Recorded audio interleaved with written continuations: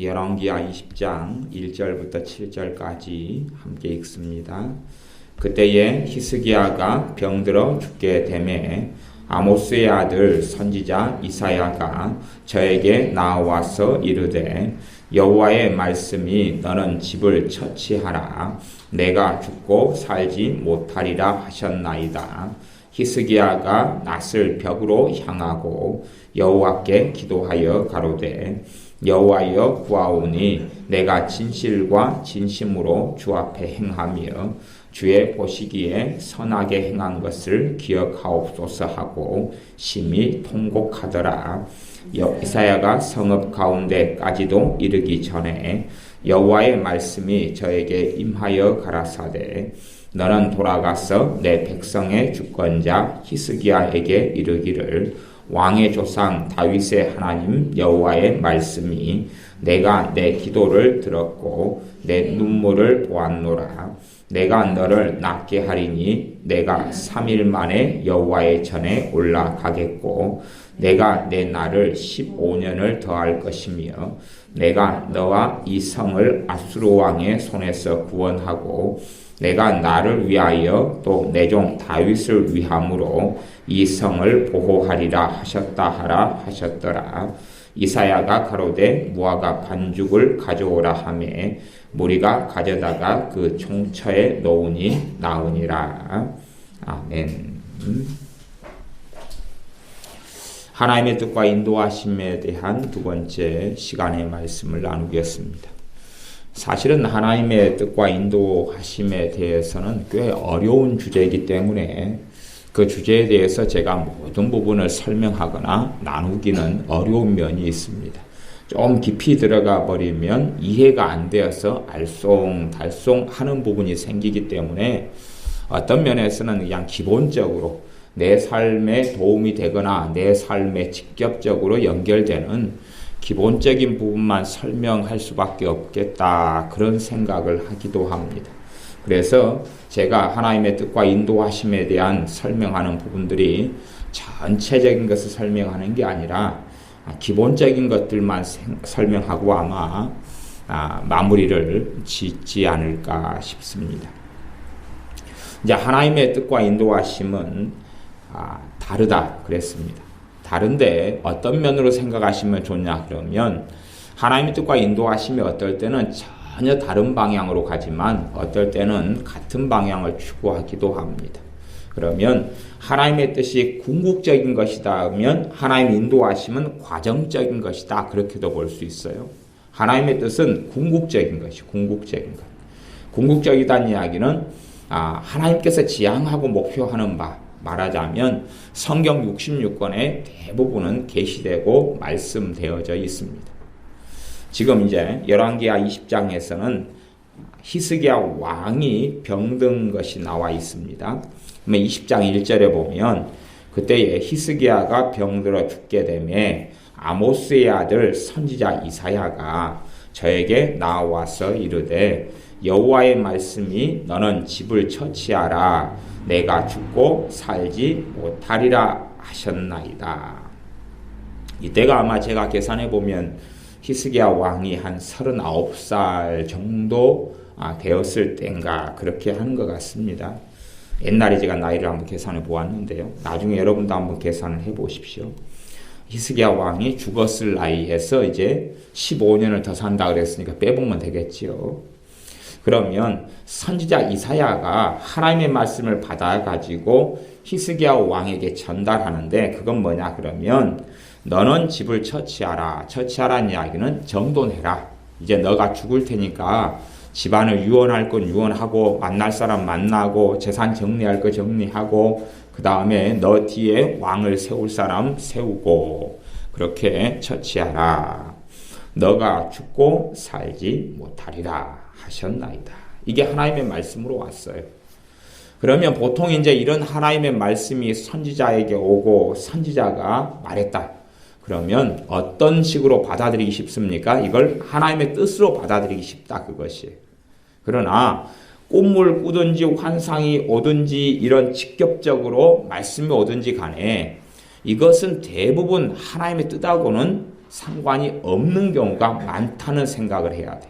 이게 사람들은 어떨 때 하나님의 음성을 듣거나 성령의 음성을 듣거나 혹은 꿈을 꾸거나 환상을 보거나 아니면 성령님으로 인한 바른 예언을 들었다.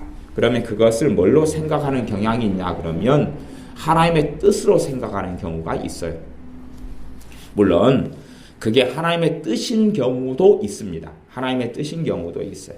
제가 이 하나님의 뜻과 인도하심을 설명하지만 어떤 면에서는 그냥 칠판에서 밥하는 것처럼 그런 설명이 될 수밖에 없기도 합니다.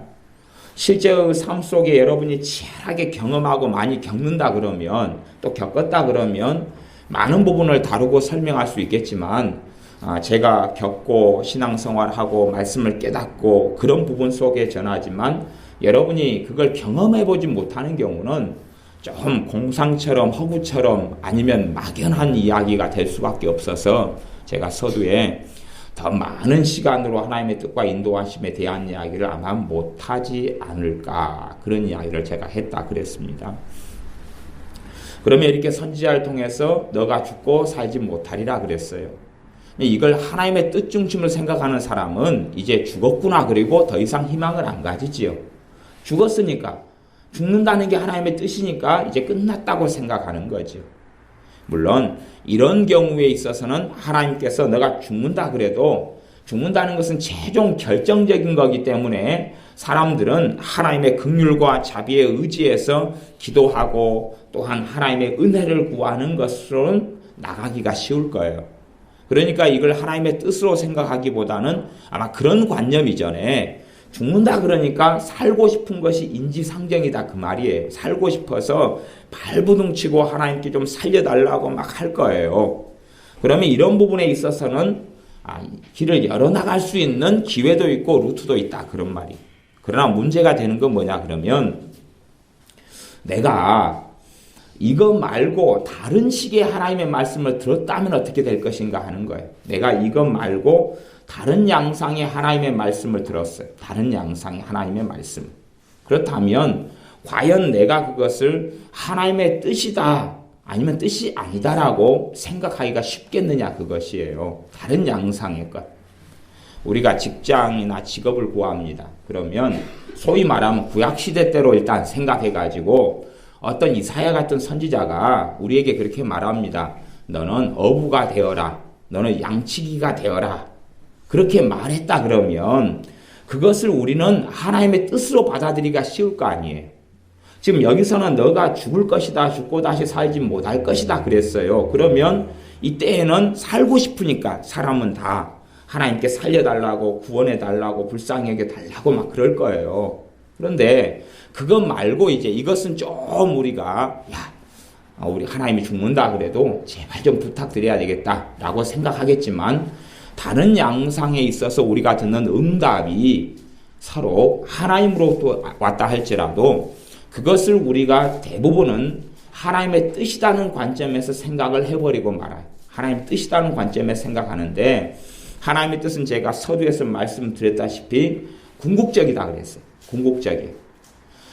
히스기야가 죽어버리고 인생이 끝나버리는 게 하나님의 뜻이 아니라 어떤 사람에게든지 하나님의 뜻은 그가 건강하기를 원하고 그가 은혜 속에 살기를 원하고 그가 예수님과 동행하기를 원하고 성령 충만하기를 원하고 그가 주님과 동행하여 살기를 원하는 것 하나님의 뜻이에요. 이게 궁극적인 것이 어떤 사람이 아무리 질병 속에 있다 할지라도 하나님의 뜻은 뭐냐 그러면 그 사람이 치유되고 건강케 되어 사는 게 하나님의 뜻이에요. 그래서 제가 하나님의 뜻은 성경 66권을 통하여서 궁극적이다 그랬어요. 궁극적이다 그랬어요. 그러면 이제 애언 게임을 하기 좋아하는 사람들이 있습니다. 애언 게임이라는 것은 뭐냐 그러면 어떤 사람이 기도해가지고 하나님의 뜻만 알아내면 내 삶은 풀려질 것이다 하는 게임을 하기 좋아하는 사람들을 저는 많이 만납니다. 말하자면 어떤 사람들은 애언 받으려고 여기저기 찾아서 많이 돌아다닙니다. 요즘 갈수록 어쨌든 애언해주는 사람, 애언해주는 교회, 애언해주는 어떤 것들이 많아지기 때문에 애언을 받으려고 그것도 좋은 애언을 받으려고 쫓아다닙니다. 좋은 애언이다. 그러면 애언을 주로 뭘로 생각합니까? 하나님의 뜻으로 생각하잖아요. 가령 하나님께서 너를 위대하게 했을 것이다. 그렇게 애언이 나왔다고 가정해요. 그러면 이제 내가 무슨 삶을 살아가든지 간에 하나님은 나를 위대하게 쓸 거 아니에요. 그런 식으로 애언을 생각하고 그런 식으로 애언하기를 좋아하는 사람들도 있어요. 그런 좋고 탁월한 애언이 나왔으면 이제 하나님은 책임져 줘야 되는 것이죠. 그 애언에 대해서. 내가 어떠한 자리에 어떠한 삶에 있든지 간에 하나님께서 내가 너를 위대하게 쓰리라. 내가 너를 통하여 무수히 많은 사람들의 영혼을 구원하리라. 그렇게 애언이 나왔다 그러면 대박 맞은 거죠. 소위 말하면. 아니면 애언에 너에게 차고 넘치는 물질의 부를 주겠다. 그런 애언이 나왔다 그러면 그것을 사람들은 무엇으로 받아들이기 쉽냐 그러면 하나님의 뜻으로 받아들이기 쉽다는 이야기예요. 말하자면 내가 전혀 책임지지 않아도 하나님께서 그것을 이루어 주실 것이라고 생각해요. 필연적으로 하나님의 뜻과 하나님의 인도하심 가운데 하나님의 뜻에 대해서는 함께 생각해 봐야 되는 문제가 어떤 문제냐 그러면 하나님의 주권에 대한 문제. 하나님의 뜻과 뗄 수 없는 이야기가 하나님의 주권에 대한 문제. 하나님의 주권. 하나님의 주권은 뭐냐 하면 하나님께서 전능하시고 하나님께서 이 땅을 다스리시는 하나님이시다 하는 것이 하나님의 주권에 대한 이야기입니다. 그러면 하나님의 주권이 왜 어떤 문제와 하나님의 뜻과 주권이 어떤 문제 때문에 상관성을 가지냐 그러면 어떠한 하나님의 뜻 같은 것이 계시가 되어지면 사람들은 그것을 운명적으로 생각하기가 좋습니다. 운명적이라는 이야기는 하나님의 뜻이 있다면 그것은 사람이 전혀 관여되지 않아도 이루어질 것이라는 생각을 한다 그 말이에요. 하나님의 무슨 뜻이나 무슨 뭔가를 우리에게 보여주시면 하나님은 절대 주권적으로 그것을 마음대로 이루실 권능과 능력이 있기 때문에 그것이 이루어진다라고 생각하는 경향을 가집니다. 그래서 하나님의 뜻이라는 것과 사람이 관련해서는 하나님의 절대 주권, 하나님은 하실 수 있는 모든 일을 다 하실 수 있기 때문에 하나님의 뜻이 드러나고 밝혀진다면 하나님은 그것을 이루실 것이라고 사람들은 착각하고 생각합니다. 그렇기 때문에 그런 기대치를 많이 가지고 있습니다. 심지어 기도하는 사람들 가운데서 기도를 어떤 식의 기도를 하냐 그러면 하나님의 뜻이면 이루어 주십시오. 그런 기도를 하는 사람도 많습니다. 하나님 원하시면 다 하실 수 있잖아요. 그러니까 하나님 해주세요. 그런 기도를 많이 하는 사람들을 제가 만나게 됩니다. 하나님 원하시면 다 가능하잖아요. 원하시면 다 하실 수 있잖아요. 사실은 그 기도 속에서는 하나님께 책임을 넘기겠다는 그런 발상이 그 안에 숨겨져 있습니다. 실제로 이 땅의 삶 속에서는 하나님이 원하셔도 많은 부분이 이루어지지 않습니다. 그래서 그런 부분에서 하나님의 절대 주권에 대한 이해와 오해와 곡해들이 굉장히 많아요. 하나님이 원하셔도 이 땅의 삶 속에서는 이루어지지 않아요. 왜냐하면 사람들은 하나님께 순종하기보다는 거역하고 거스리고 죄를 선택하고 하나님과 함께 살기를 원치 않기 때문에 그렇습니다. 무슨 말이냐 그러면 하나님께서는 가령 하나님의 궁극적인 뜻은 뭐냐 하면 모든 사람이 죄를 안 짓기를 원하는 게 하나님의 뜻이죠. 그러죠? 모든 사람이 죄 짓는 삶을 하나님이 원치 않아요. 그러나 모든 사람이 죄 짓는 삶에서 벗어나는 건 불가능하죠. 언제는 가능하냐 그러면 이제 구원받은 하나님의 자녀들이 천국에 간 다음에는 가능해요. 그러니까 천국은 하나님의 뜻이 다 이루어져요. 천국에서는. 그래서 주님께서 가르치신 주기도문에도 하나님의 뜻이 하늘에서 이루어진 것처럼 땅에서도 이루어지기를 원합니다라고 기도하라고 주님께서 가르쳐 주셨죠. 하나님의 뜻이 하늘에서 이루어져요. 천국에서 이루어지는데 이 땅에서는 얼마만 이루어지고 많은 경우 이루어져 가다가 멈춰버릴 때도 많죠. 그래서 하나님의 뜻은 제가 궁극적이다 그랬습니다. 궁극적이다 그랬어요. 가령 사람은 젊은 청춘 남녀는 결혼이 어떤 목적이 되기도 합니다. 그러나 하나님의 궁극적인 뜻으로 볼 때는 결혼은 절대 과정에 불과하지 목적이 아닙니다. 그렇기 때문에 결혼에 대한 하나님의 궁극적인 뜻은 있어도 결혼 자체에 대한 어떤 뜻은 사실은 우리가 생각하는 것보다는 별로 혹은 거의 없습니다. 그래서 사람들은 어떤 극단적으로 삶 속에 어떤 뜻들을 자꾸 구하는데 그것이 원수 마귀의 미혹이 들어오기 좋게 하고 인생과 삶을 어그러지기에 참 좋게 만듭니다. 성령님의 역사하심으로 요즘에는 꿈을 하나님께서 빈번하게 주시는 경우가 많습니다. 사실 요즘이 아니라 요엘서 2장의 말씀대로 혹은 사도행전 2장의 성취대로 하나님께서는 하나님의 자녀들에게 꿈과 환상을 또 예언을 주시기 시작했던 것이 오순절 이후고, 그리고 많은 믿는 사람들에게 꿈과 환상과 예언이 임합니다. 그 중에서 꿈, 환상 같은 것은 훨씬 빈번해져 왔던 게 사실이고요. 그러면 꿈도 이제 하나님께로부터 오는 꿈이 있습니다. 특별히 은사 가운데 성령의 은사, 꿈에 관련된 은사를 받는 사람들은 한 달에 몇 차례씩이라도 하나님께 주시는 꿈을 받게 됩니다. 물론 그 사람이 더 깨어 있으면 더 빈번하고 깊이 있는 꿈을 받게 되지요. 그래서 그 꿈의 은사를 가지게 된다면 그 사람의 삶이 훨씬 더 평안하고 가야 될 길에 대한 인도하심을 잘 받는 것을 알 수가 있습니다. 물론 꿈을 내가 꾸고 싶다고 해서 꾸어지는 건 아닐 때가 많습니다. 저는 이제 꿈적으로 성령의 은사가 있는 경우는 아닙니다. 그러지만 그래도 한 1년에 몇 차례 이상은 주님께 주시는 꿈을 꿉니다. 어쩔 때는 그 꿈을 통하여 풀지 못하는 난제를 풀게 될 때도 있습니다. 간혹 가다가. 어떨 때는 제가 하나님의 뜻을 알지 못하는 부분과 영역이 되면 그렇게 하고 잠들 때도 있습니다. 이제 요즘에는 그런 일이 없는데 예전에는 그런 일이 종종 있었다, 그런 이야기입니다. 옛날에 한 90년대 이럴 때 신앙생활 할 때요. 80년대나. 주님, 제가 잠잘 동안에 제게 말씀해 주십시오. 제가 잠자는 동안에 하나님께서 뭔가를 보여주십시오. 그러면 제가 방황하지 않고 밝게 걸어갈 수 있을 겁니다. 그리고 간절히 기도하고 잤는데 개꿈만 꾸지 주님께로부터 오는 꿈은 별로 꾸지 않았다는 이야기죠. 물론 그렇게 간절히 기도하고 잤을 때에 10번에 1번 정도는 주님께서 오시는 꿈을 꾼 적은 있습니다. 근데 대부분은 별로 제가 기대하고 원할 때에 주님께서 꿈을 주시는 경우는 별로 없었습니다.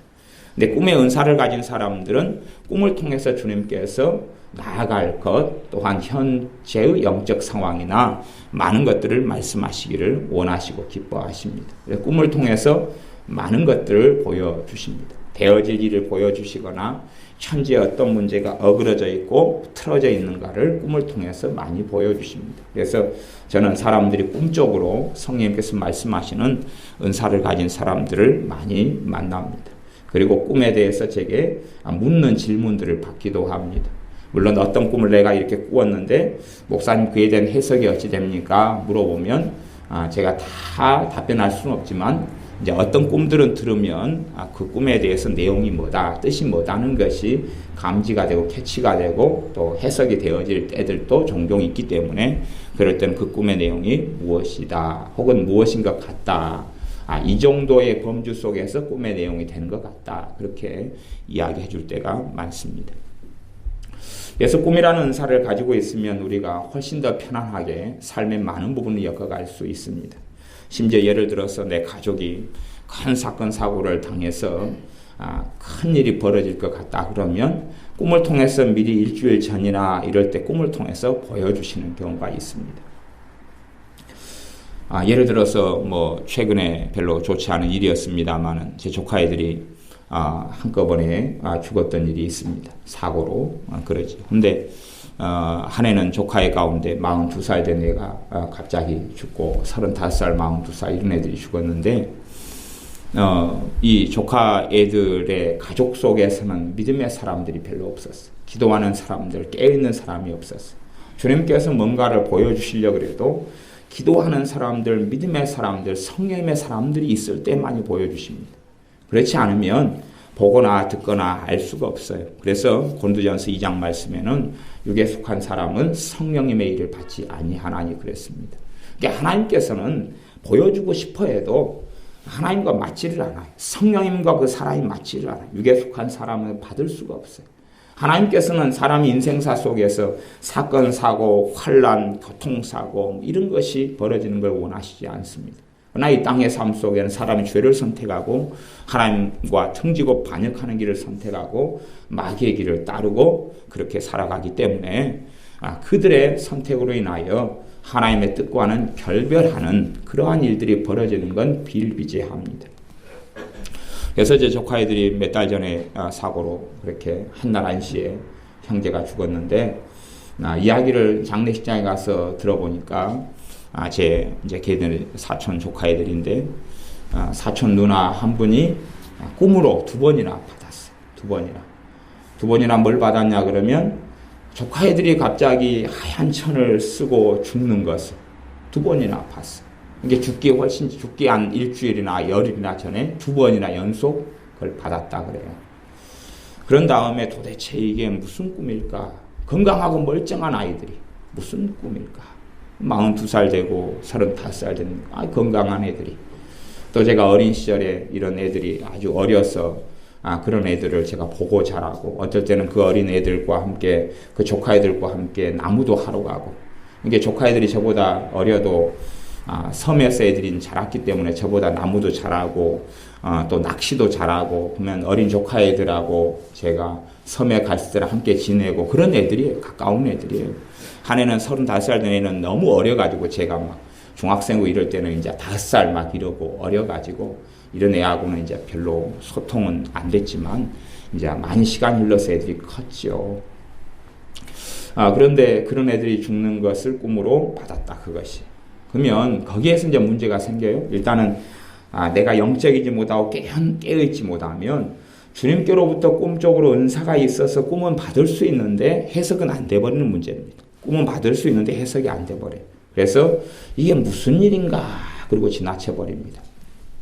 저는 옛날에 제 아는 분이 이제 가까운 집사님이 있었어요. 가까운 집사님이 계셨는데 가까운 집사님의 남편이 갑자기 죽는 것을 태풍 속에 있다가 배 사고로 죽는 것을 봤어요. 꿈에 봤는데 그때는 그걸 해석을 못했어요. 이제 한 주 전인가 2주 전에 그걸 봤어요. 물론 그 집사님 아내 되는 집사님은 깨어있는 기도 생활을 안 했어요. 그러니까 자기 남편이 그 사고로 죽는 것을 보지도 못하고 알지 못했어요. 그러니까 여분은 그걸 꿈을 꿨어요. 가까운 집사님이 그 남편이 배 사고로 침몰해가지고 죽는 것을. 그러니까 그게 무슨 꿈인지 몰랐어요. 몰라서 이게 도대체 무슨 꿈일까? 그러고 있다가 한 주 지난 다음에 태풍 속에서 사고로 난파되고 그리고 침몰하고 그 남편이나 선원들이 함께 다 죽었어요. 그 남편 같은 경우는 배 선장이었기 때문에 더 큰 책임이 있었죠. 그래가지고 빚더미에 올라앉고 큰 비극을 당했어요. 그러면 이제 그분하고 가까우니까 이제 제가 아는 그분은 꿈을 꿨어요. 그 다음에 이제 그분이 제게 그렇게 이야기하셔요. 큰 죄책감과 자책감이 온다. 왜냐하면 알았더라면 이야기를 좀 해줘서 기도로 방비할 수 있을 터인데 그 꿈의 내용을 꿈을 꾼 다음에도 본인도 몰랐어요. 또 그 부분을 해석이 뭔지를 생각하지 않고 당연히 해석할 줄 몰랐으니까 그러죠. 기도해보지도 않고 뭔가 그리고 지나갔다 그 말이에요. 그리고 결국은 사고로 죽었죠. 그러면 꿈이라는 것이 뭐냐 그러면 하나님의 어떤 꿈을 보여주시면 그 꿈은 운명론적이 아니에요. 그 운명론적인 꿈이라면 하나님이 보여주실 이유가 없어요. 좋지 않은 어떤 꿈을 하나님께서 꾸게 하셨다 보여주셨다 그러면 지금 상태로 가면 필연적으로 그런 일이 벌어질 수밖에 없다는 거예요. 하나님의 계획하고는 상관없습니다. 그러니까 사람들은 아까 제가 이야기했던 하나님의 절대 주권으로 가면 하나님의 계획하고 같은 단으로 가버려요. 그러나 누가 언제 죽는 것을 하나님이 계획하지 않습니다. 그래서 그 사람의 죄나 그 사람의 마귀의 공격이나 많은 부분이 얽혀가지고 그렇게 되어져요. 어떤 사람이 줄에다가 목을 매요. 그래서 죽어요. 그럼 그게 하나님의 계획하고 무슨 상관이 있겠습니까? 그러죠? 사람 목에 줄을 매고 사람이 대롱대롱 하면 중력의 법칙에 의해서 목이 줄에 매서 죽는 거예요. 어떤 사람이 5층에서 난간에서 발을 벼랑으로 건물 밖으로 떨어지면 중력의 법칙에 의해서 떨어지는 것이에요. 하나님께서 자연의 법칙을 만들어 놓은 것을 어겼기 때문에 사건, 사고가 일어나는 것이, 그것을 어떤 면에서는 하나님의 중력의 법칙을 만들어 놨으니까 그지만 그걸 어기면 다리가 부러지든지 생명을 잃든지 그럴 수밖에 없는 거지요. 그런 것을 하나님의 뜻이라고 생각하면, 그러면 재미난 이야기로 한다면 그런 거겠지요. 병원의 의사와 간호사들은 하나님의 뜻을 다 어기는 게 될 거 아니에요. 아니, 생각해 보세요. 감기 들고 병 들고 아프면, 그러면 그것을 뜻으로 생각해 버리면 치료하면 안 되잖아요. 그지요? 그러나 오히려 병 들고 아플 때 어떤 게 하나님의 뜻에 가까워요? 치료하는 게 가까운 거죠. 치료하는 게 가까워요. 누가 가난케 되었어요. 가난케 되는 게 하나님의 뜻이 아니잖아요. 그래서 성경의 신약과 구약은 구제하라 그러고 가난한 자들을 살피라 그러고 가난한 사람들을 돌보라 그래요. 그러면 누가 가난케 되어졌다, 그게 뜻이다 그러면 가난한 사람들을 먹이고 입히고 돌볼 그 관심사를 가질 필요가 없죠. 초대교회 예루살렘 교회에도 7 집사님을 뽑았는데 그 이유는 뭡니까? 구제 때문에 그래요. 가난한 과부들, 헬라파 과부들, 히브리파 과부들을 구제하여서 음식을 챙겨주고 굶어 죽지 않도록 하기 위하여 7 집사님, 성령 충만하고 믿음이 충만하고 지혜가 충만한 집사님들을 뽑았던 것이지요. 그러니 어떤 가난이라는 게 있다, 아니면 절대 절망이라는 게 있다, 그 속에서 살다가 끝나는 게 하나님의 뜻이 아니기 때문에 하나님께서는 성경에 하나님의 자녀에게, 하나님의 백성에게 명령하고 계시는 것이에요. 가난한 사람들을 돌봐라, 나그네들을 돌봐라, 그리고 병든 자를 예수님의 이름으로 치유하고 고쳐라 라고 말씀하고 계시는 것이고, 주님께서도 채찍에 맞으심으로 너희가 병 나음을 입었다라고 우리가 치유될 수 있는 치유의 핵심적인 말씀을 가지고 말씀하고 있는 것입니다. 그래서 어떤 꿈을 꾸었다 그러면 그것을 운명론적으로 생각해버리는 사람들은 야, 그렇게 될 거구나, 그런 생각들. 혹은 이제 어떤 경우는 귀신들이 자꾸만 꿈에 나타나는 경우가 있어요. 뭐 그럴 때가 되면 내 삶에 안 좋은 일이 벌어지겠구나 하는 것을 안 믿는 사람도 알 수가 있어요. 왜 알 수가 있냐 그러면 귀신의 역사가 내 삶 속에 많다는 이야기거든요. 많다는 이야기는 안 좋은 쪽으로 계속하여 귀신들이 끌고 간다는 이야기지요. 그렇기 때문에 우리 이번에 이제 퇴원하셨는데 우리 교회 집사님, 할머니 집사님 같은 경우도 그렇게 이야기하시더라고요.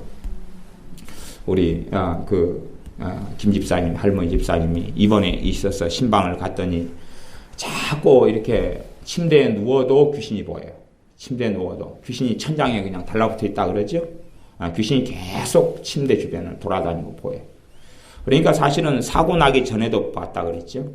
그렇다는 이야기는요, 귀신의 역사가 많다는 이야기예요. 기도를 이분이 깨어있고 기도로 방비하셔야 되는데 깨어있지 않는 거예요. 깨어있지 않아요. 방비하려면 깨어있어야 되고 하나님 말씀을 마음에 새기고 두어야 되는데 우리 나이든 여 집사님은, 김순애 집사님이시잖아요. 그런 생각이 없어요. 마음도 없고, 신앙의 연수가 많이 돼도 하나님 말씀이 마음속에 새겨둘 마음도 없고, 기도를 하려고 그래도 그냥 샤머니즘적이고 주술적인 기도의 어떤 자락이지 말씀에 입각해서 믿음의 기도를 드리는 건 별로 없어요. 그러니까 이제 계속 귀신 역사가 맴도는 거예요. 병원의 침대에 누워도 귀신이 보이고 앉아도 보이고, 저한테 장애인 신방을 몇 차례 갔을 때 목사님 어떻게 할까요? 그러죠. 근데 본인이, 우리가 아무리 중보기도 해줘도 중보기도라는 것은 돕는 것이기 때문에 본인이 엎드리고 본인이 기도하고 본인이 회개할 부분을 회개하고 그렇게 해야 되는데, 그렇게 안 할 때는 사실은 어떻게 할 수 없는 부분이 되어지죠. 그런 것처럼 꿈을 통해서도 어떤 게 보인다 그러면 그 상태 그대로 걸어가고 달려갈 때는 그런 일이 벌어진다는 것이에요. 하나님께서 보여주시는 건 안 좋은 것이 보이면 기도를 통하여 주님 앞에서 그걸 방비하고 막으라는 것이, 방비하고 막으라는 것이. 실제로 성령의 은사들, 꿈같이 이런 성령의 은사들을 가지고 은사들을 받은 것은 참 좋은 통로가 됩니다. 왜냐하면 큰 문제가 있을 때 미리 방비하고 알 수 있기 때문에 그래요. 그래서 하나님의 안 좋은 것이 보이는 것은 그게 하나님의 뜻이 아닌 거죠. 제 조카애들의 어떤 죽음을 제 사촌 누나가 한 60 정도 되는데, 그 사촌 누나가 본 것은 2번이나 본 것은, 그 사촌 누나가 어쨌든 이 조카애들을 가까이 하고 또 믿는 분이고 가까이 하고 아꼈기 때문에 그들에게 보여주시는 거예요. 저는 이 사촌, 이 조카 애들 같은 경우를 안 보고 안 만난 지가 많이 오래됐어요. 한 20년 정도 된 것 같아요. 20년 정도.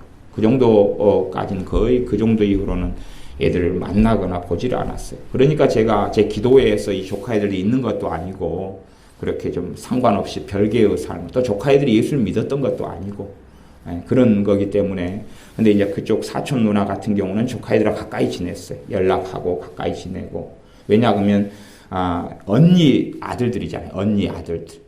언니는 나이가 좀 많이 됐어요. 그래서 애들 늦게 낳았는데 언니는 한 68대는 큰 언니 아들들이니까. 그러니까 이제 관심을 가지고 살피고 교제를 했고 그러지요. 그러니까 주변에 주님께서 보여줄 수 있는 사람은 그 사촌 누나 정도만 그걸 보여주실 수 있었어요.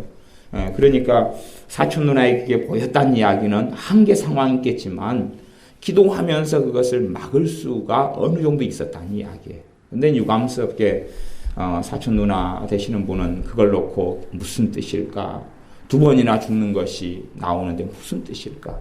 무슨 뜻일까? 그리고 그냥 넘겨버렸죠. 그 다음에 장례식이 된 다음에야 만나서 그 이야기를 하시더라고요. 그런 걸 봤다고. 2번이나 봤다고. 그러니 사실은 그게 하나님의 뜻이 아닌 거지. 하나님의 뜻이 아니고 기도로 충분히 방비하고 막을 수 있는 것이. 그렇기 때문에 우리 삶 속에 하나님의 뜻은 궁극적이에요. 궁극적이고 그 가운데 이제 하나님의 인도하심은 하나님의 뜻을 이루기 위해서 흘러가는 것이. 그러나 이것하고 하나님의 뜻과 인도하심은 다른 길을 걸어갈 때도 많아요. 다른 길을 걸어갈 때도 많아요. 예를 들어 제가 목회자 입장에서 이야기하면 이제 신방을 종종 다녀요.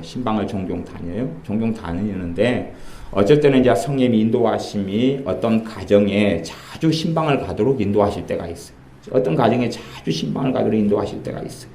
그러다가 이제 신방이 멈춰지는다. 그럴 때도 한 2가지 이유가 있죠. 한 가지 이유는 그들에게 충분한 필요가 채워졌기 때문에 멈춰지는 것이 하나가 있고, 그러면 이제 하나님의 어느 정도의 궁극적인 뜻 속에서 이루어져 가는 부분이 있으니까 멈춰진 게 있고요. 그 다음에 또 하나는 그 사람들의 마음이 주님과 마음이 멀어지고, 그리고 사실은 기본적으로 그분들이 신방을 받고 싶은 마음이 없고 함께 예배드리고 말씀을 듣고 이런 마음이 없을 경우는 다 스톱을 하셔요. 그러니까 옛날에 신앙생활 하다가 이제 지금 안 하시는 이런 병든 이런 성도님이나 집사님들 같은 경우도 자주 이렇게 가서 기도하고 치유 사역하고 이렇게 하다가 몸이 좋아지고 믿음도 좀 들다가 이제 예를 들어 어떤 분 같은 경우는 남편이 막 핍박했어요. 남편이 뭘 핍박하냐 그러면 예배 드리는 걸 막았고 방해했어요. 그러니까 사실은 목회자가 와서 예배 드리는 것 때문에 누구하고 싸울 수밖에 없는 거예요? 남편하고 싸울 수밖에 없었어요. 그런데 열매는 나타나고 좋아지는데 누굴 선택하는? 결국은 남편하고 트러블 있는 것도 고통스럽게 힘들지 않아요. 그래서 남편의 말을 존중하고 그냥 신방을 원치 않아서 그 다음에는 이제 몸이 더 악화되고 그리고 믿음도 그냥 떨어지고 말았지요. 물론 그분이 이제 선택하시는 거고 실제로 성령의 인도하심도 제가 뭐 여러 신방에 대한 여러 가지 인도하심이 있지만 그 가운데 하나를 이야기하자면 그렇다 그 말이에요. 신방에 대한 인도하심이 없어져 버렸어요. 또 중보기도도 그렇습니다. 어떤 사람이 하나님께 마음이 막 열려 있으면 중보기도를 많이 시키세요. 인도하심이 중보기도를 많이 시키세요. 그러면은 기도하다 보면 기도가 그 사람을 위한 기도로 막 돌아가는데 어느 때 되면 그 사람을 위한 중보기도를 성령님 인도를 안 하셔요. 그 여러 이유가 있는데 그래도 제가 경험하기에는 최고 많은 이유 중에 하나는 그 사람이 강팍함 때문에 그러더라고요. 최고 많은 이유다 그랬어요. 최고 많은 이유는 그분이 마음에 다치고 강팍해요. 강팍하니까 어제까지는 중보기도를 인도하시다가 오늘은 중보기도 하려고 그러면 성령님이 역사하시거나 도와주시질 않아요.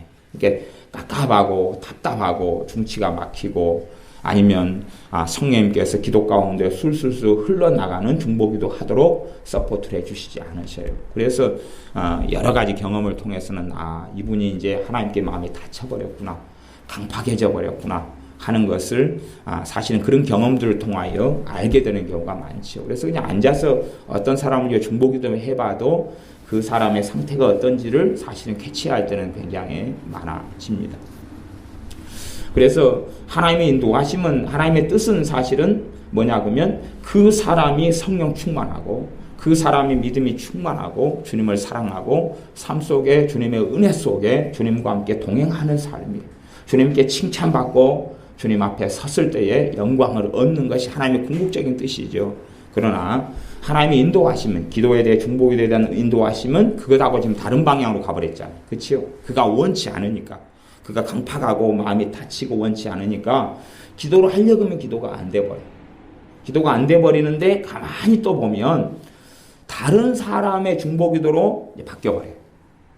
말하자면 우리가 기도할 수 있는 시간은 항상 한정이 있잖아요. 가정도 살펴야 되고 또 직장 생활도 하거나 아니면 우리 생활이 있어야 되니까 우리가 기도한다 그래도 한계가 있죠. 특별할 때 기도 시간을 빼놓기 위하여 기도를 더 많이 할 수 있지만 일반적으로는 그냥 한계, 어떤 정해진 시간들 이상을 크게 벗어나지 못하잖아요. 그래서 우리가 누군가를 위해 깊이 있게 기도한다 그래도 누군가를 위해서 깊이 있게 하면 거꾸로 누군가를 위해서는 안 할 수밖에 없는 거죠. 시간이라는 것은 대동소이하기 때문에 내가 5사람을 위해서 깊이 있게 기도한다 그러면 뭐 다른 사람들은 깊이 있게 할 수가 없어지고, 내가 이 사람들이 아니라 다른 사람을 놓고 깊이 있게 한다면 이 사람들에 대해서는 흐지부지해지는 것이 우리의 일반적인 생활이다, 그것이. 그러면은 어떤 사람들 위해서 중보기도를 깊이 있게 오늘은 시키다가 시간이 흘러가면서 약해져 버려요. 물론 한순간에 그냥 제가 경험하기로는 오늘까지 이 사람을 위해 중보기도 하라, 내일부터는 사람을 바꾸어서 하라, 그런 건 별로 없더라고요. 없고 그 사람을 위한 중보기도에 대한 인도하심이 강하다가 시간이 흘러가면서 점점 약해져요. 점점 약해져 가지고 이제 흐릿해져 가요. 흐릿해져 가는 것, 이런 양상이더라. 혹은 어떤 사람을 위한 기도의 인도하심에 점점 더 강해져요. 그래서 강해지다가 이제 그럴 때는 이제 열매를 많이, 그 사람을 위해 기도하는 걸 통해서 그분의 삶 속에 열매를 많이 거두는 일들이 있지요. 물론 그 사람이 그럴 때는 그분을 확인해 보면 주님께 대해 마음이 열려 있고 주님에 대하여 정말로 주님 앞에 살고 싶고 이런 것들하고 같이 믹서돼 가지고 가는 것을 볼 수가 있습니다. 그래서 실제로 우리 교회 성도님이나 교인들 혹은 이런 분들이라 할지라도 제가 중보기도를 해보면 모든 성도님들을 위해서 중보기도로 성령님 잘 인도를 안 하셔요. 인도를 안 하시고 사실은 어떤 분들에게만 실제로 기도를 좀 많이 하게 하시고 다른 분들은 그냥 제가 목회자이기 때문에 의무적으로 기도는 하지만 쓱 그냥 지나가는 부분이 많고 어떤 부분만 집중적으로 기도하게 하시는데 그런 부분을 제가 선택할 수가 없더라 그 말이에요. 물론 제가 인간적으로 기도한다면 그렇게 할 수 있을지 몰라도 그걸로 인하여 기도의 응답의 열매는 맺히지 않습니다. 결국은 성령 하나님의 인도하심하고 같이 맞춰야 되니까. 그래서 열왕기하 20장의 히스기야 왕의 사건은 그런 거지요. 당시에 이제 히스기야 왕의 이 상태로서는 그리고 이사야 선지자에게 인도하심은 뭐냐 그러면 히스기야 왕이 죽는다는 거예요. 그까지가 인도하심이에요. 하나님의 궁극적인 뜻은 히스기야 왕이 죽는 게 아니죠. 죽는 게 아니에요. 하나님께서는 사람의 인생이 그 장수를 누리고 살기를 원하셔. 그래서 10계명의 5계명에게는 자녀들을 순종하도록 가르쳐라. 그러면 자녀들이 땅에서 잘되고 장수하리라 그래요. 하나님의 뜻이 누가 부모에게 불순종하고 개망나의 자식이 돼가지고 장수의 복을 못 누리고 마귀의 공격을 잔뜩 받고 비참하게 살다가 죽는 것이 하나님의 뜻이 아니잖아요. 우리가 마찬가지예요. 우리 부모 입장에서 자녀들에 대한 뜻을 생각해 보면 알 수가 있어요. 우리가 자녀가 잘못해서 때로는 초달하고 회초리를 때려요. 그러나 회초리를 때리는 게 뜻은 아니잖아요. 그렇죠? 과정이잖아요. 과정. 지금 자녀의 잘못과 문제를 바로잡기 위해서 초달하는 것은 인도하심이라고 비교할 수 있다 그 말이에요. 그러지 자녀를 내가 회초리를 때리는 게 뜻이야. 그러면 맨날 때려야 돼요. 자녀는 얼마나 괴롭겠어요. 엄마 내가 북어도 아니고 왜 나를 맨날 때려. 그렇게 되죠. 엄마 아빠가 요즘에 술 마시셔? 술안주가 필요하셔? 그럴 수도 있어요. 그렇기 때문에 우리가 자녀에 대한 우리의 부모의 뜻은 궁극적이고 명백해요.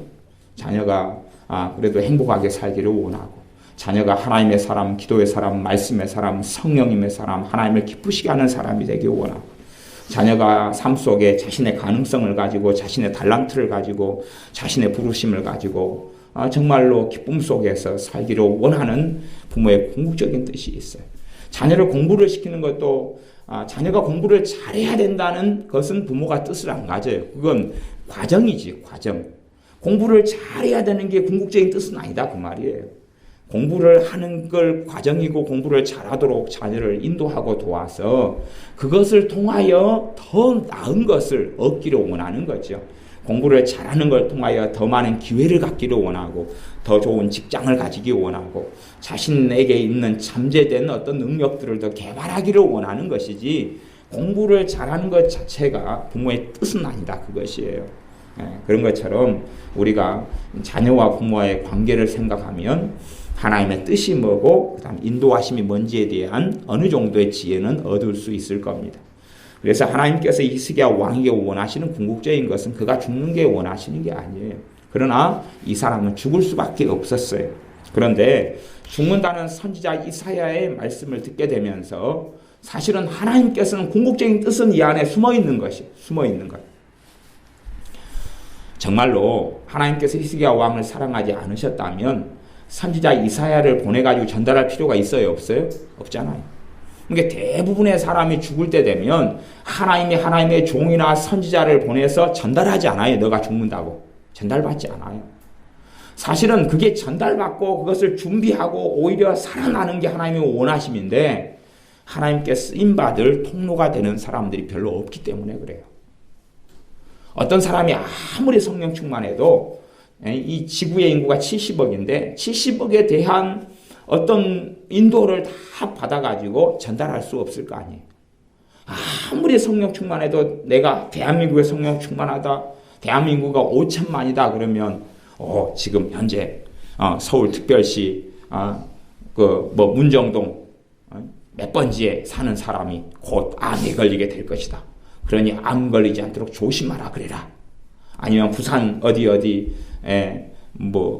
부산 어디 몇 번지에 사는 사람이 곧 교통사고 나가지고 큰일이 벌어질 테니까 그날은 운전하지 마라 그래라.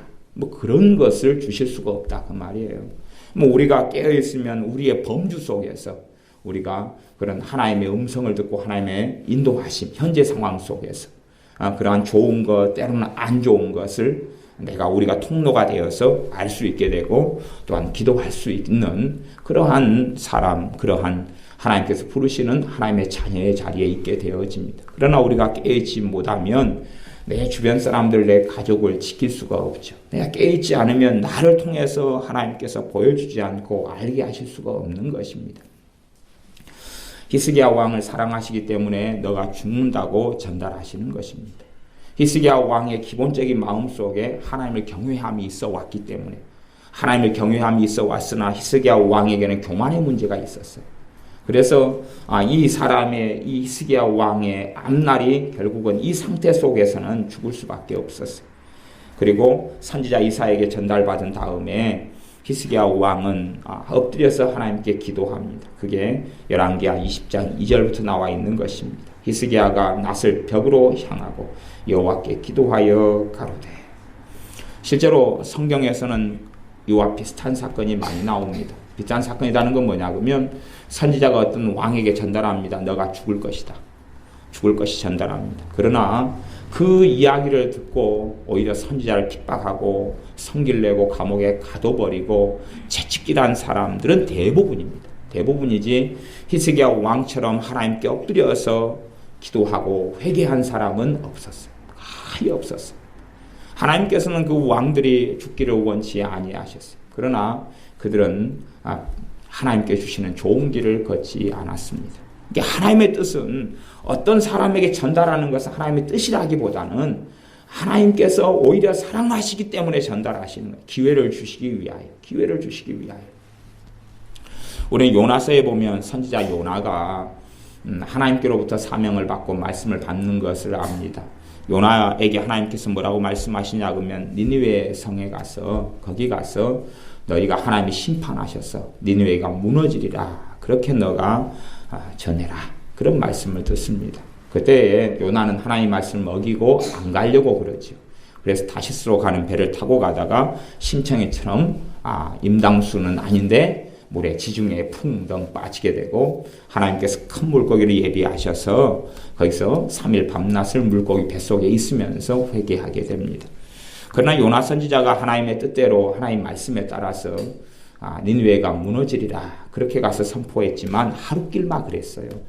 그리고 났을 때에 니느웨에 있는 사람들 그리고 왕까지 심지어는 짐승들까지도 금식을 시키면서 니느웨 사람들이 회개했습니다. 그러니 하나님의 뜻은 사실은 무엇이었냐 그러면 니느웨 사람들의 기회를 주시고자 했고 그들을 하나님이 멸망시키기를 원치 않으셨다는 이야기입니다. 그래서 니느웨 사람들은 구원받게 되었습니다. 멸망 속에 들지 않게 되었죠. 궁극적인 뜻은 그렇습니다. 그러니 요나 선지자를 통해서 니느웨 너희는 무너질 것이다. 멸망할 것이다. 그렇게 말씀하셨어도 그걸 미리 전달하시는 것은 멸망시키기 원치 아니하심 때문에 그러죠. 그것을 우리가 이해하고 알고 있어야 됩니다. 하나님의 궁극적인 뜻이 멸망이다면 전달하실 필요 자체가 없으셔요. 그냥 때 되면 멸망시켜버리면 되니까. 때 되면 무너뜨려버리면 되거든요. 누가 죽는 것이 하나님의 궁극적인 뜻이다 그러면 전달하실 필요가 없어요. 히스기야 왕이 죽는 것이 하나님의 궁극적인 뜻이다면 그건 전달하실 필요가 없어요. 그냥 그때 되면 죽여버리시고 죽어보면 되니까. 그러나 선지자를 통해서 말씀하시는 것은 하나님께서 그를 사랑하시기 때문에 그러합니다. 그래서 히스기야 왕이 벽을 향하여 하나님께 기도하지요. 기도하고 3절 끝에 보면 심히 통곡하더라. 하나님 앞에서 엎드려서 울면서 기도하고 통곡합니다. 그때 4절에 이사야가 성읍 가운데까지도 이르기 전에 여호와의 말씀이 저에게 임하여 가라사대. 하나님께서 말씀하십니다. 5절 너는 돌아가서 내 백성의 주권자 히스기야에게 이르기를 왕의 조상 다윗의 하나님 여호와의 말씀이 내가 너 기도를 들었고 너 눈물을 보았노라. 내가 너를 낫게 하리니. 그것이 현재 히스기야 왕이 받게 되는 하나님의 말씀입니다. 사실 히스기야 왕을 낫게 해준다는 하나님의 말씀도 실제로는 이것을 뜻으로 볼 수는 없어요. 인도하심. 하나님 뜻은 궁극적이다 그랬잖아요. 그렇죠?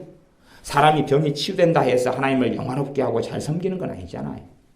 누가 돈이 어렵고 궁하다가 하나님께서 돈 문제를 해결해 주시고 물질을 좀 주셨다 해서 그 사람의 마음이 하나님을 경외하게 되는 게 아니에요. 저는 그런 사람들 참 많이 만났습니다. 병들어 있다가 주님을 만나고 병이 치유된 다음에 예수님을 떠나는 사람들 많이 만났어요. 그러니까 실제로 집회를 해보면 많은 사람이 주님을 찾다가 절박하다가 주님을 만나고 은혜 받고 치유되다가 주님을 떠나버려요. 주님을 떠나버리는 사람들. 그렇기 때문에 어떤 사람이 치유되는 것이 하나님의 뜻이다 이렇게 보기는 어려워요.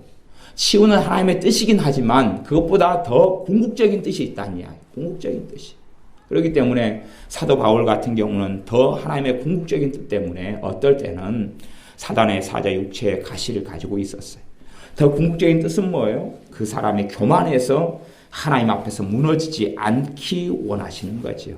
근데 사도 바울은 교만의 위험성을 가지고 있었고 그래서 주님께서는 너가 자고하지 않게 하려고 내가 교만해져 스스로 높여가지고 나는 위대하다, 나는 대단하다 그렇게 교만하지 않게 하시려고 사단의 사자를 주셨다라고 말씀합니다. 그러니 그가 사단의 사자 육체의 가시가 있었을 동안에는 몸이 아프고 괴롭고 고통스럽고 힘든 세월들을 보냈죠. 그러나 그러한 시간들을 통해서 그는 겸손케 되어지고 그러한 시간들을 통해서 너가 약할 때에 내 능력이 내게서 온전히 나타난다는 주님의 말씀처럼 주님의 능력의 통로, 권능의 통로가 사도 바울이 되었습니다. 그렇기 때문에 우리가 하나님의 뜻과 인도하심이 제가 서두에 설명했던 것처럼 인도하심이라는 것은 어떤 과정으로 볼 수가 있고 그러나 또한 현재 인도하심이 하나님의 뜻과는 현저하게 다를 수 있어요. 지금 히스기야에게 초반에 이야기했던 너가 죽으리라 그것은 하나님의 궁극적인 뜻하고 이것은 다르잖아요. 그렇죠? 하나님의 궁극적인 뜻을 이루어 가려면 치유되리라 살리라 그렇게 돼야 되잖아요. 근데 너가 죽으리라 그랬잖아요. 하나님의 궁극적인 뜻은 히스기야 왕이 하나님을 영화롭게 하고 하나님 앞에 바르게 칭찬받고 인정받는 사람으로 서는 것일 텐데 그가 죽으리라 그러는 거예요. 너가 죽고 다시 살지 못하리라 그런 말씀을 들으니까 하나님께로부터 온 메시지하고 그 다음에 궁극적인 뜻하고는 다르다는 이야기를 여러분이 아셔야 됩니다.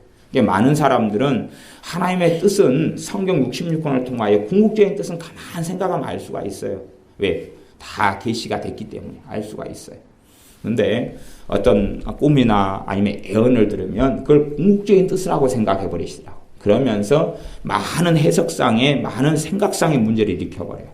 그가 어떤 꿈을 꾼 것이 주님께로부터 안 왔다면 뭐 문제가 이제 심각해질 수 있지만 어떤 경우도 심각해지냐 그러면 주님께로부터 온 경우도 심각해져요.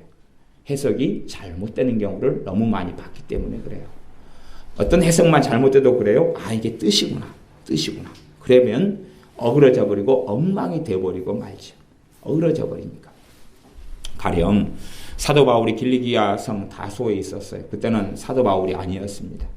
그때 이제 바나바가 다소까지 가서 바울을 데리고 옵니다. 청년 사울을 데리고 오죠. 데리고 와서 안디옥 교회에서 함께 사역을 하자 그럽니다.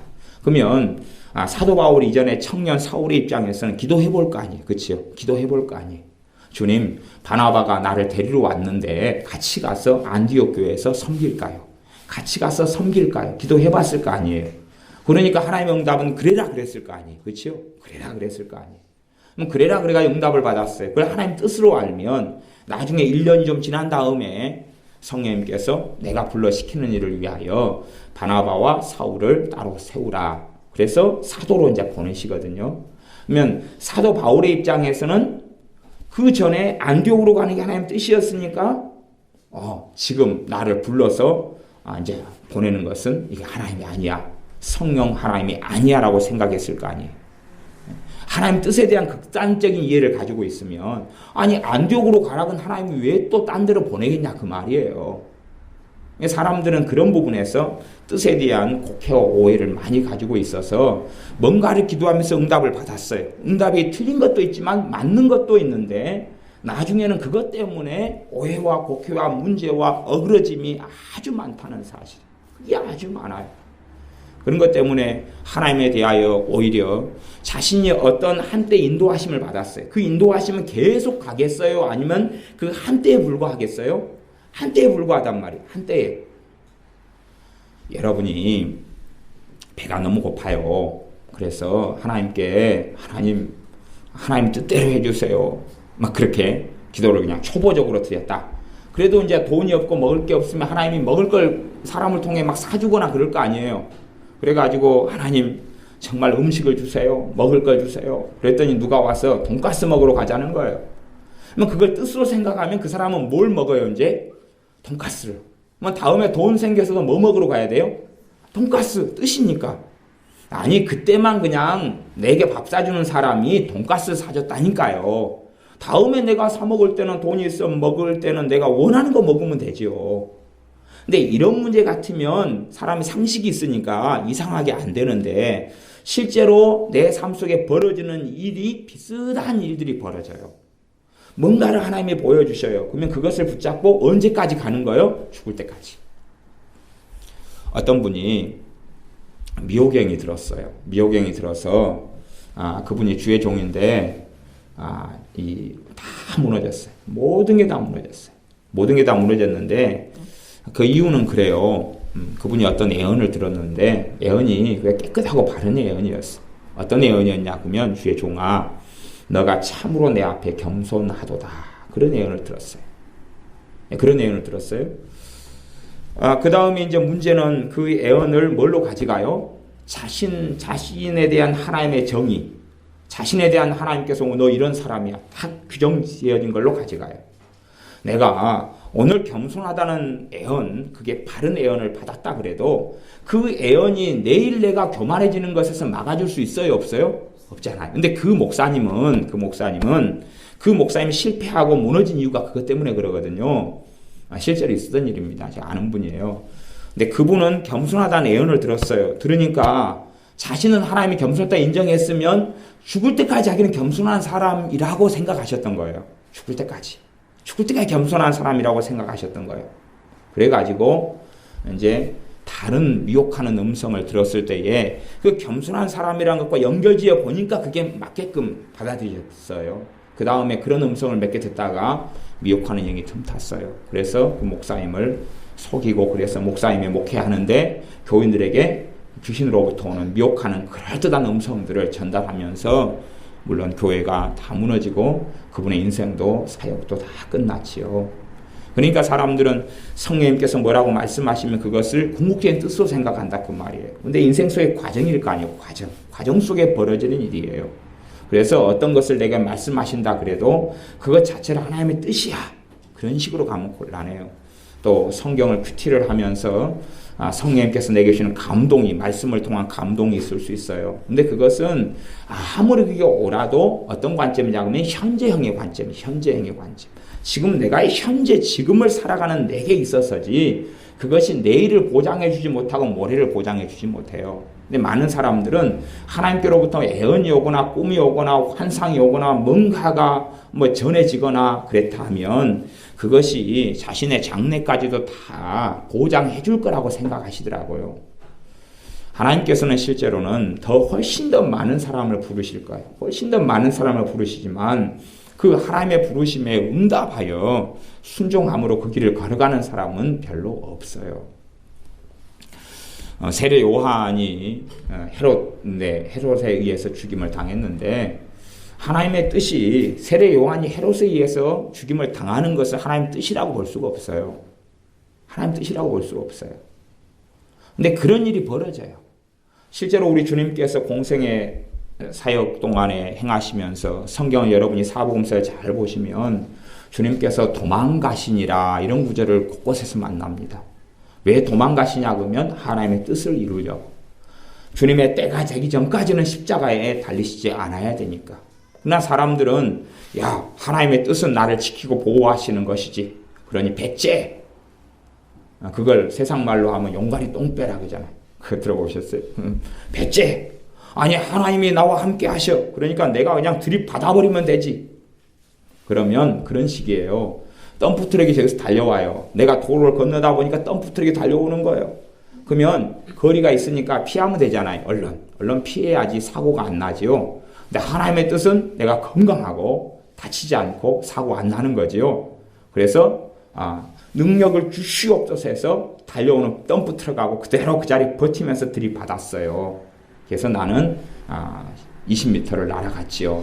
팔다리가 부러졌지요. 그게 아니란 이야기예요. 그러니까 사람들은 하나님 뜻을 생각한 다음에 막무가내로 나가기를 좋아해요. 선지자들도 많은 경우에 피해 있었어요. 여러분이 정말로 구약성경 가운데 굉장한 능력을 가진 선지자를 한 명 찾아낸다면 엘리야 선지자예요.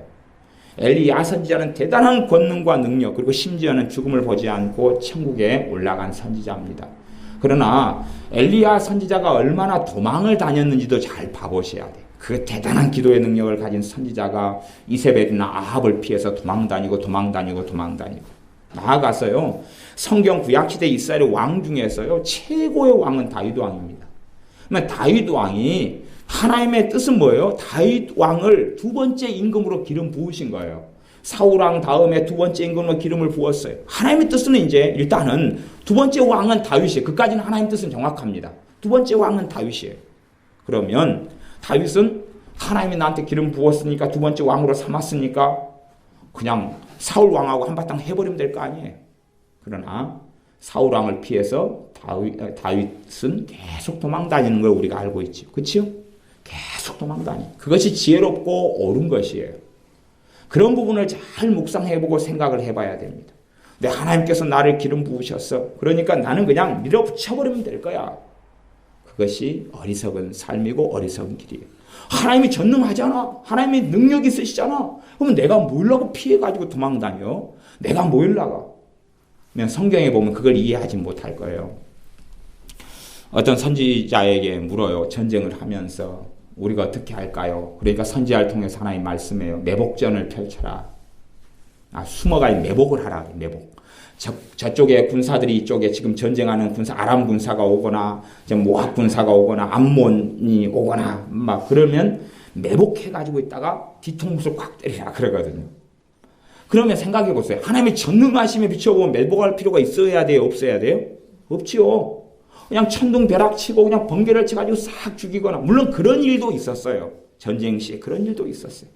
그러나 또한 많은 경우에 숨고 매복해라 그래요. 어떨 때는 기드온과 300용사 같은 경우는 그들만 뽑아가지고 전쟁하라 그럴 때도 있었습니다. 그러나 또 많은 경우는 숨어서 매복하라 그래요. 그러면 그 부분에 순종하고 살아가야 되는 것이 순종하고. 근데 사람들은 하나님께 순종해야 되고 그래서 인도하심을 받아서 살아가야 된다는 생각을 하지 못하고 하나님 능력이 많으시잖아. 하나님이 싸우면 다 이기게 해주시잖아. 그러니까 그냥 막 밀고 나가가지고 부딪혀보면 될 거야. 그러면 저쪽에서 깨지겠지. 근데 매복하라 그럴 때 매복 안 했을 때는 전쟁에 졌습니다. 그렇게 싸우지 말아라. 어떨 때 하나님께서요 싸우지 말고 피해가라 그랬어요. 피해가라. 싸우지 마. 피해가라 그랬어요. 피해가라 그런 이유가 여러 가지 있어요. 하나는 그들의 죄가 관영치 않았기 때문에 너에게 붙이지 않았다는 거예요. 너에게 붙이지 않았으니까 피해가. 이런 여러 가지 말씀들의 상황이 있어요. 나 사람들은 야 궁극적으로 하나님께서 우리에게 주시는 거 아니야. 가나안 팔레스틴 같은 경우 주시는 거 아니야. 그러니까 우리가 지금 하나님의 뜻이니까 차지해버려야 되겠다. 하지만 그걸 주신다 해도 하나님의 타임표와 하나님의 시간표예요. 더군다나 이스라엘 백성이 하나님께 순종하지 않고 불순종하고 살았을 때 그 타임표가 40년이 더 지난 다음에야 이루어졌어요. 너희가 내 앞에 믿음으로 나오지 못했구나. 그러니 40년 광야 생활을 해라. 너희가 믿음으로 나오고 순종으로 나왔으면 지금 바로 가나안 땅 팔레스틴을 젖과 꿀르는 땅을 얻었을 터인데 너희가 하나님을 신뢰하지 않고 나왔기 때문에 40년 동안은 광야 생활을 하면서 고통을 받고 20세 이상의 남자들은 다 그때 죽임을 당해야 된다고 말씀하셨어요. 하나님의 뜻은 그게 아니에요. 하나님의 뜻은 알잖아요. 더 성령 충만하고 은혜 속에 하나님을 사랑하면서 가나안 땅을 빨리 얻어서 정착하고 자유를 누리고 더 많은 것들을 얻고 살아가는 게 하나님의 뜻이었어요. 그러나 이스라엘 백성이 믿음 가운데 행하지 않고 불순종으로 원망하고 불평하고 잘못 행했기 때문에 그 좋은 것을 어른들은 받을 수 없었고 20살 밑으로 19살까지의 어린아이들 그때까지의 어린아이들이 40년이 흐른 다음에 광야 생활을 통해서 그 땅에 들어갔어요. 그때는 여호수아 갈렙 두 사람 빼놓고는 최고 나이가 많아도 19살 플러스 40살 그러니까 59살. 여호수아 갈렙 빼놓고는 다 최고 많은 사람. 이게 19살 창창한 나이에 조상들 부모들 때문에 40년 동안 광야 생활을. 그건 하나님 뜻은 아니었어요. 그런데 그때는 잘못 선택함으로 그 인도하심 속에서 광야 생활을 했다는 사실이에요. 그러니 우리가 하나님 뜻과 인도하심에 대해서 특별히 어떤 말씀을 듣고 또 주님께서 말씀하시고 성령님께서 내게 말씀하시고 꿈을 통해서 환상을 통해 뭔가를 보여주셔도 그것 자체를 하나님의 뜻으로 생각하시면 안 돼요. 그 다음에 안 좋은 것을 듣거나 보면 기도를 통해서 그 일을 없애라고 하나님이 보여주시는 거예요. 기도를 통해서 막으라고 보여주시는 거예요. 그래야지 그런 일이 일어나야 된다고 보여주는 게 아니에요. 귀신들이 막 꿈자리가 사납게 뒤숭숭하게 공격하면 귀신들의 공격이 그대로 있구나 하는 단순한 걸 보여주시는 게 아니고 주님 앞에 엎드리고 기도해서 마귀의 역사, 귀신의 역사를 물리치라고 말씀하시는 것이 물리치고 점점점 나아가서 하나님의 궁극적인 뜻 가운데 은혜 속에 들어가 살아가는 것입니다. 그러므로 우리의 삶 속에서 하나님의 뜻을 오해하거나 곡해하는 일이 없어야 됩니다.